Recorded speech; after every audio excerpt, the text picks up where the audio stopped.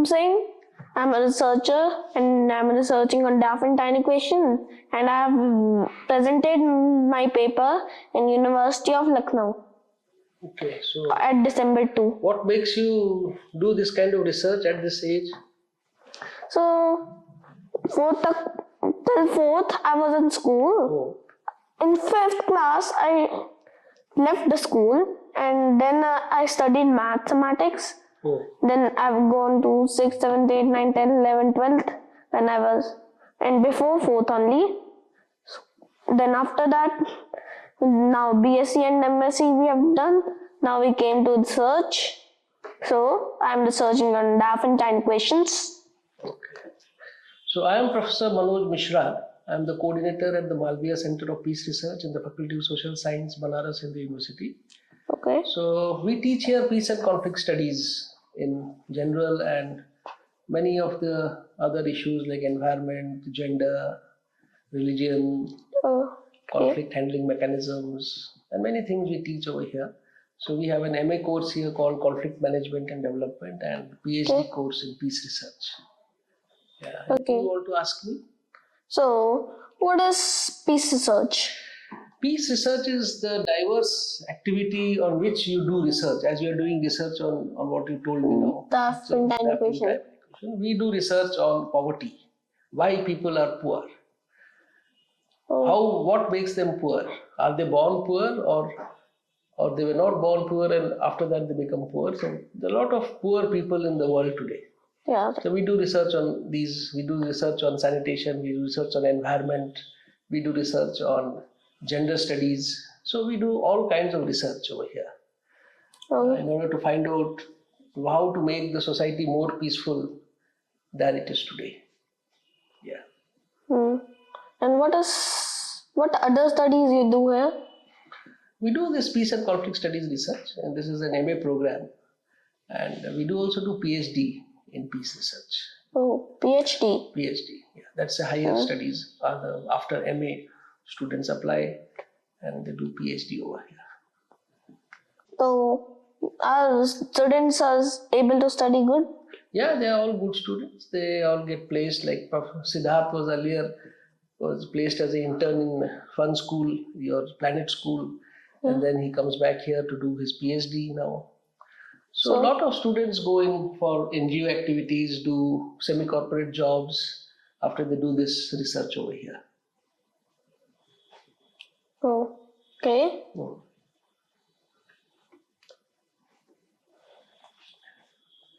So what brings you here? You have come here to do what? To find out about BHU and the university? Yeah, I want to know about this university. Okay, so you have come here for to know about this university. Yeah. Okay, and how old are you? I'm 10 years old. 10 years old. Oh, that's quite an age. Okay. Anything you want me to ask? You can ask. What should we make kids learn to make the society more peaceful? Yeah, that's a very interesting and good question, Parakram. You see, what the teachers and the school curriculum can teach us to make the society more peaceful, because these students, when they grow up and they hold positions of authority or something, so when they go to the outer world after their school learning, it seems that they become more violent, or else the society will not be that violent. Because what's that violent thing? Violent is any kind of violence. There is civil war going on, there is communal violence, there is environmental violence. We are doing violence to the environment. How is that we can teach the students that they can be more cautious of what they do, what they eat, what they wear, so that the environment is not degraded or the environment is not polluted, so that the world is a better place to live in. So what is happening in Delhi, you will see. Delhi, in the last 2 months, you will see one of the most polluted places on earth, on the planet Earth. Yeah, What has made Delhi so polluted? Is it human activity, or it is something natural? You see, there is stubble burning, or they burn the crops after the crop is harvested.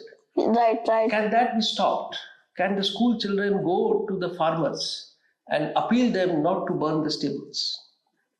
Right. That is the challenge the school children have to be taught. So this is where the Delhi will become a more environment friendly place rather than a gas chamber, which is already it has become. That is what the school children should be taught to make the Delhi and the world a more environment friendly place rather than a gas chamber. Yes, you want to ask me another question? Yes. So the use of social media is on a rise. How it impacts on kids, and is it a positive impact or negative impact? Yeah, another interesting question. You see, the rise of social media in the last decade, and especially in the time of COVID and post-COVID, it has both impacts, negative and positive. Okay. Now let's talk about the negative impact initially first. Okay. You see, what are the content of the social media the kids are getting exposed to, especially in Facebook, WhatsApp, YouTube, and the TV and other especially. The games students are playing, school kids are playing, are very violent in nature. You will see most of the content of the games which has been developed. You see, it is being all developed by professional people belonging to the AI sector and other sectors. They are all creating these games. But that game can have a positive impact on the society and on the kids. But rather than having that impact, it is having a negative impact. The content of these games and the content of social media is very violent in nature. They will always show fighting going on with swords coming out, with bullets firing, and these kind of games are developed in the social media, and the kids are playing that. And ultimately, that is going to have a very negative impact on the society where they are exposed to the society after seeing these games and playing these games. But in the same way, it can have a positive impact by having something, the content has to be changed. How to change the content of the social media, of especially the video games and other games which the kids are playing or what the kids are seeing every day. So if that content is changed for a positive content or for the positive aspects, then it can have a positive impact on the students and the school going kids, and ultimately this will have a positive impact on the society in large. That is what we are trying to achieve in peace and conflict studies, to change the content of the nature and the content of the social media, and how a positive and vibrant and encouraging aspects of the society and the environment can be shown in order to bring about positive social change among the kids and ultimately on the society at large.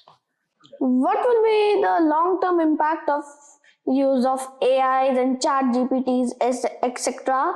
on school students? Yeah, this is another interesting and very valid question in present day times.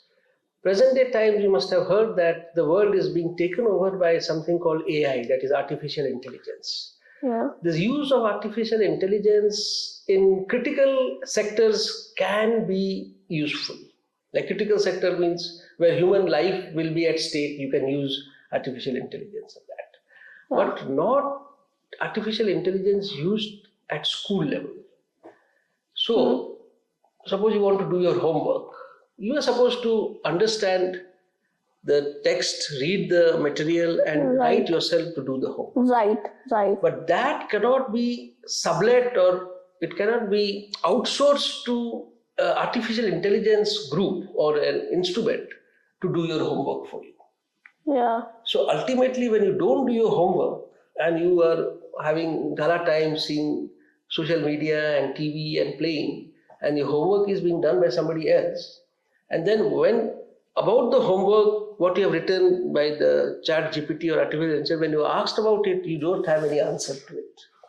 Yeah. When you don't have any answer to it, then what is the use of having artificial intelligence, your work done by somebody else? In the long term, what will happen is that when these students have a tendency to mostly use the AI and other kind of AI stuff and pass their schools, and when they are going to colleges and when they're joining the jobs, when they face the real life situation, then they don't have any answers to it, because they will that time also think that artificial intelligence will help them to find some kind of work done which is supposed to be done by yourself. So then that generation or few generations like this will be a disaster on the society. Right. Yeah, that is what the problem will be when long term when you think. So artificial intelligence, so all the governments are making laws where artificial, suppose in the Uttarakhand now you must have heard that a lot of people were got stuck in a tunnel. Yeah, 41 people got stuck. Now they came out. But you could have used artificial intelligence to rescue them. That is a very different situation. Yeah. Artificial intelligence can be used there in critical situations, but not to students doing their homework. That will be the biggest disaster in the long term, when student homework are done by artificial intelligence. You see, lastly, what I can tell that how students should be in the school and what they should learn. Right. You see, at present, in the last 50 years, there has been so much of accumulated knowledge and accumulated information. I would not say knowledge, but information. What is being taught in school is nothing but giving information. About physics, about chemistry, about geography. These are all information which anybody can read and find it out what it is all about. But are we getting any knowledge, or are we getting anything so that we can develop ourselves to face the future? Or can we do something more constructive and productive for the society by learning something like this? I don't think so. We are just manufacturing. I am deliberately using the word manufacturing, because what is being manufactured in the school today are some kind of manual people to do some kind of jobs in the market which is available. That is what we are doing. So the problem is that these kids who have a lot of potential in them, because of the way things are taught in schools, the curriculum and the pedagogy and the style of teaching in schools, are creating some kind of manual children which are just to get some jobs in the future. That is what is happening. But the school children should be more exposed to their talent. They should be more productive. They should be more creative. They should be more contributing to the society in a very positive way, rather than running after the job market. That is what my biggest submission here in front of you. So please don't follow the pattern which everybody is following today. There has to be a change in this, and we can bring about the change. Thank you, sir, for your valuable input and insights. Okay, thank you, brother.